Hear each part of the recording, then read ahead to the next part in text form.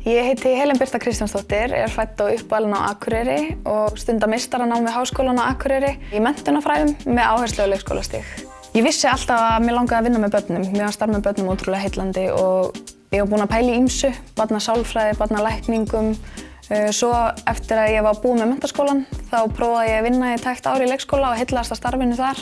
Mér finnst bæði námið og starfið hafa kennt mér ótrúlega margt og nýtist mér bara í lífinu. Mér finnst ég líka skilja samfélagi betur, fjölbreytileikann í samfélaginu og að allir eru ólíkir og það hafi ekki allir sömu þarfir. Það er ótrúlega mikilvægt að kennari sé stöðugt að þróa starfið sitt, að hann sé alltaf að reyna að gera betur í dag en í gær og þannig viðhalda neistanum.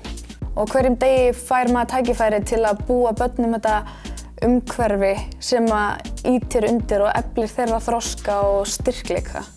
Hvatningasjóður Kviku hvetur ungt fólk til kennaranáms. Kynntu þér málið á kvika.is.